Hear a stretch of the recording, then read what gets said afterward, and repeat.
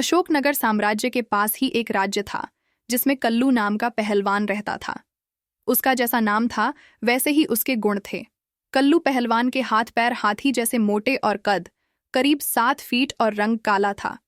अच्छे अच्छे पहलवान भी कल्लू के नाम से थर थर कांपते थे, क्योंकि कल्लू की एक ही पछाड़ अच्छे अच्छे पहलवानों की पसलियां तोड़ देती थीं। जिस राज्य में कल्लू रहता था उसमें कोई भी ऐसा पहलवान नहीं था जो कल्लू से मल्लयुद्ध कर सके। धीरे धीरे कल्लू को अपनी शक्ति का अत्यधिक अभिमान हो गया था। कल्लू ने अशोकनगर साम्राज्य के बारे में सुन रखा था। वह चाहता था कि अशोकनगर जाकर वह अपनी ताकत का लोहा मनवाए। कल्लू दंभ भरता हुआ अशोकनगर में आया और वहां लोगों को मल्लयुद्ध की चुनौती देने लगा, लेकिन किसी भी नागरिक में इतना साहस नहीं हुआ कि वह कल्लू से मल्लयुद्ध करे। कल्लू का साहस इतना बढ़ गया कि वह अशोकनगर शहर के किले के मुख्य गेट पर जाकर खड़ा हो गया और लोगों को चुनौती देने लगा। धीरे धीरे यह बात अशोकनगर साम्राज्य के राजा कृष्णदेव राय तक पहुंची। राजा कृष्णदेव राय ने अपने मंत्रियों और सेनापतियों की सभा बुलाई और उनसे कहा कि हमारे राज्य में ऐसे पहलवान को ढूंढो जो कल्लू को मल्लयुद्ध में हरा सके। राजा ने मंत्रियों और सेनापतियों को एक दिन का समय दिया। दूसरे दिन जब राजा कृष्णदेव राय ने मंत्रियों और सभापतियों से पूछा, क्या हमारे राज्य में कोई ऐसा पहलवान है जो कल्लू को मल्लयुद्ध में हरा सके?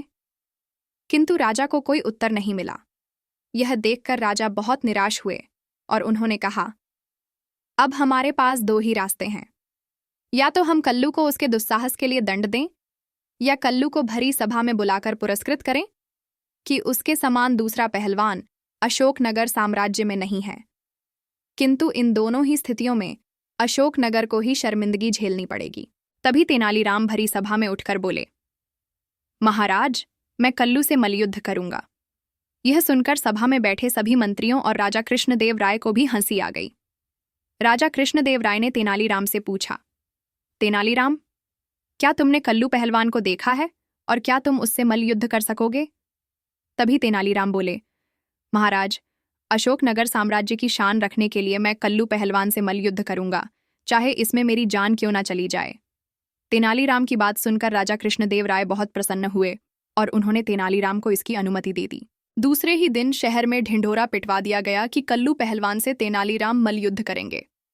अगले ही दिन से तेनालीराम शहर के बाहर स्थित भैरव के मंदिर में जाकर तंत्र साधना करने लगे। यह बात कल्लू पहलवान तक पहुंच गई। कल्लू पहलवान ने सोचा कि मैं भी चलकर देखता हूं कि तेनालीराम भैरव मंदिर में किस तरह की तंत्र साधना कर रहा है। कल्लू जैसे ही भैरवनाथ मंदिर में जाता है तो देखता है कि तेनालीराम भैरवनाथ की प्रतिमा के सामने बैठकर तंत्र साधना कर रहा है और भैरवनाथ से प्रार्थना कर रहा होता है कि किसी भी परिस्थितियों में जीत मेरी ही होना चाहिए। तभी भैरव की प्रतिमा से आवाज आती है, तेनालीराम, तुम परेशान नहीं होना। मेरी कृपा से तुम इतने शक्तिशाली बन चुके हो कि तुम जिस किसी से भी लड़ाई करोगे, तुम्हारी एक ही पटकनी में उसके प्राण निकल जाएंगे। यह देखकर और सुनकर कल्लू पहलवान बहुत ज्यादा डर गया और मल्लयुद्ध के एक दिन पहले ही अशोकनगर शहर छोड़कर भाग गया।